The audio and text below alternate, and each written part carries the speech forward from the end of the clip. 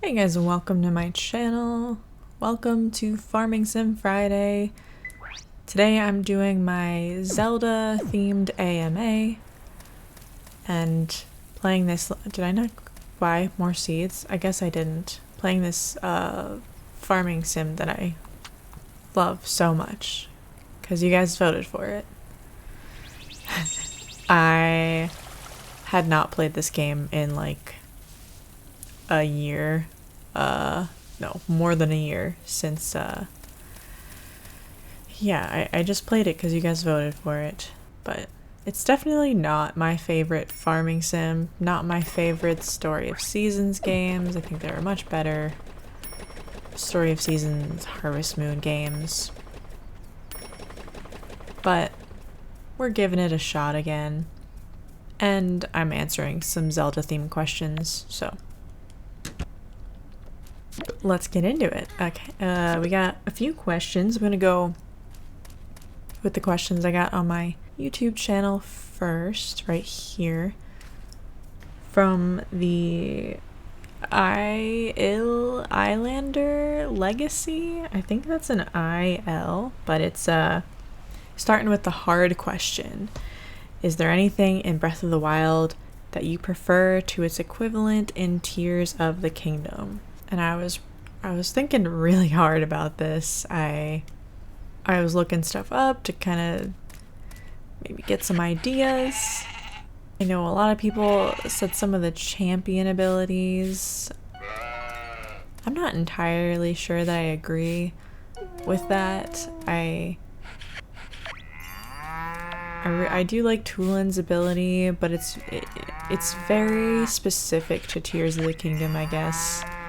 Like, you couldn't use Tulin's ability. Well, you could use Tulin's ability in Breath of the Wild, but it wouldn't be quite as helpful. I love Yunobo's ability. Honestly, Daruk's protection kind of got on my nerves sometimes in Breath of the Wild. Just because it would get used without, you know, I wouldn't even want to use it. I'd be like, oh, I'm trying to save this for later. And it would just use it. But honestly, the biggest thing I could think of is something that, I don't know, it's only because I played Breath of the Wild before Tears of the Kingdom, but Breath of the Wild, it's just all brand new. It's a brand new world to explore.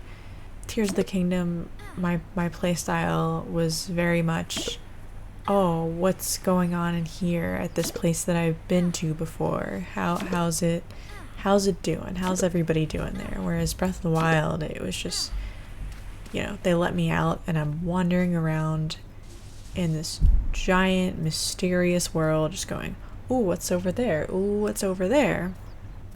And you know, I probably would have been doing that in Tears of the Kingdom had I not played Breath of the Wild first. But I do feel like Breath of the Wild has its kind of cohesive, lonely, isolated wilderness theme, and it nails it, and it was just a joy to explore for the first time. And I'm sure if they stick with the open world concept that I'll have that feeling again for another Zelda game. You know, the depths and the sky were cool, but I didn't quite get the same feeling out of those. I should go buy some seeds. So I think that's probably my answer there. Well, I also prefer Breath of the Wild's Hyrule Castle. I think Tears of the Kingdom's Hyrule Castle is cool, but that was such a cool place to explore, I think. And I wish there had been something similar in Tears of the Kingdom. Where's my other... This is my yogurt maker. Wait, we'll use my,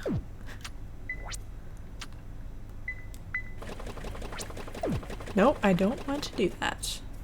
Look at these beautiful winter flowers. I like throwing flowers. If a farming sim has flowers in it, I like just planting them and letting them stay there all season. Do I want to sell all this stuff? Instead of harvesting them, just have some nice decor.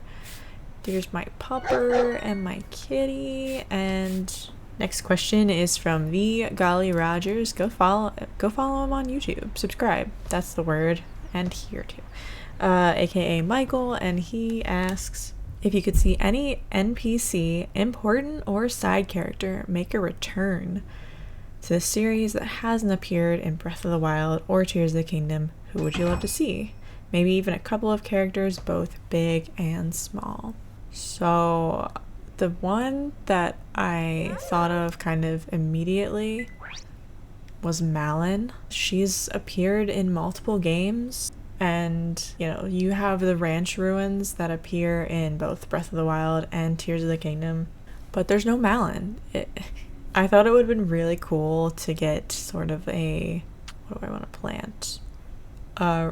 Repair, restore, Lon Ranch kind of quest where you'd have Malon show up and you'd help her out, and maybe that could be a way of getting Epona in the game without an amiibo. I thought that would have been really cool. I love Malon. I even think it would have been cool if maybe at the different stables they could have had sort of just a Malon, some of the stable hands, not named that. Maybe they could have just had a red-haired stable hand that had a name that was a variation on Malon, or even Malon. You could have had Malon at a stable, or you could have had Romani and Cremia. You could have just thrown those guys at the stables and it would have been a cute little thing, I think. Burdock. Buy some veggie seeds, broccoli seeds, spring and winter. This seems like a good thing to plant now. We'll buy some coral spores.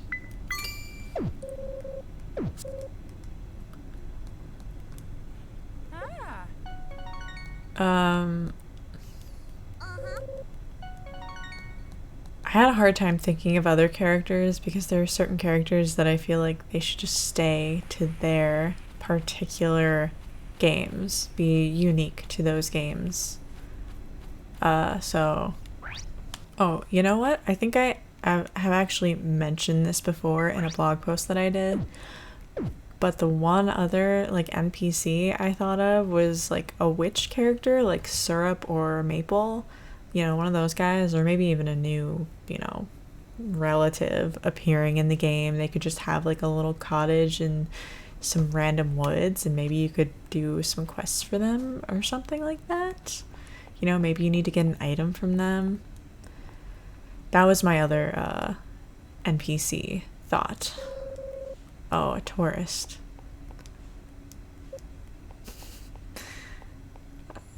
All the characters in this game feel so shallow, and I don't even know who I want to like romance or befriend. These are all tourists. This is the mayor's son. Okay, so next question from Andy. Considering some of the strange genres the Zelda spin-offs have gone to, would you say that a farming sim spin-off might not be as inherently unlikely as any other genre? Or do you still feel like bigger genres like RPGs, kart racer, etc. would have a bigger chance still?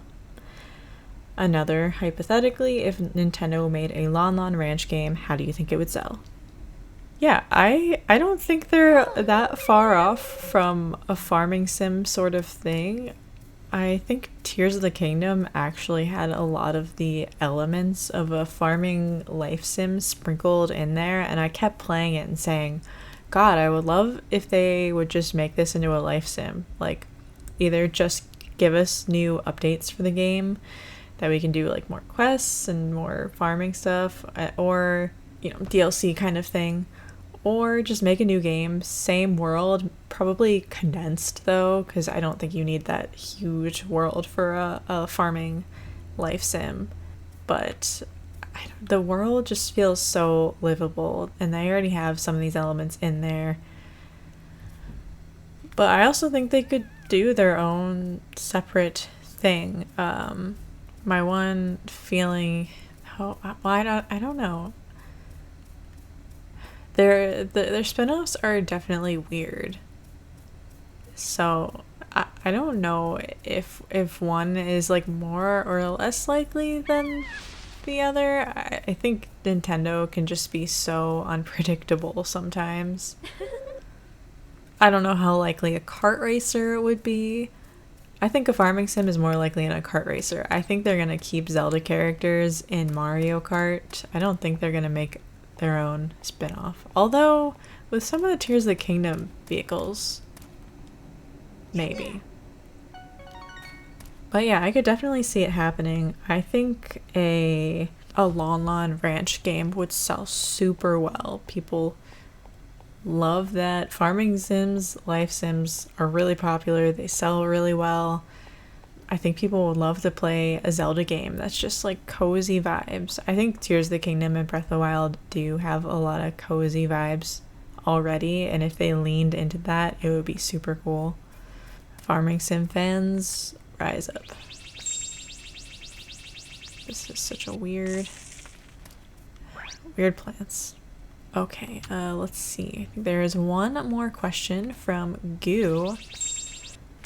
Goo knows I love stained glass in Zelda and in video games in general, and Goo asks, what is your favorite stained glass in Zelda? So you know the easy answer is like the one everyone thinks of, which is Wind Waker. And Wind Waker stained glass is fantastic. Why can I not water a particular, what is the deal with my watering can? Oh, I need more water in it. That's what the deal is. I thought I had a well at some point. Maybe I didn't. Can I fill it over here? No. That's probably good. Shouldn't be using that salty ocean water on the plants. I really like the stained glass that's in the that's on the windows in the staircase, the like spiral staircase that's in Hyrule Castle in, I guess it's Ganondorf's castle, in Ocarina of Time as you're going up to fight him at the end of the game. I think that stained glass looks awesome. I will always welcome more stained glass in video games and in Zelda. Didn't really see any in Breath of the Wild, but there is a little stained glass in Tears of the Kingdom. That'll be my question of the day. It'll, where is the stained glass in Tears of the Kingdom? It's usually meant to be like a personal question, not a trivia question. But that'll be, here, I'll give you another one. What's your favorite Zelda game? That'll be my question for you guys today. But I'm gonna wrap up the video for today. I felt like it's hard to answer questions and play the game at the same time. Maybe if I do this again, I will just play the game and record my answering separately so I can pay attention. But Zelda Dungeon Marathon, as of this video's release, starts tomorrow, which is, let's see, July 15th, starts at noon Central Time. I will leave the link to the Twitch page for Zelda Dungeon in my description, as well as the link to the schedule, so go check those out. Thanks for watching. I will not have a poll for my next week's Farming Sim Friday because I won't have a chance to record it during next week, so I just already made a video. I'm pretty excited about the video I made. Excited for you guys to check that out. But go check out the ZD Marathon, and thanks for watching.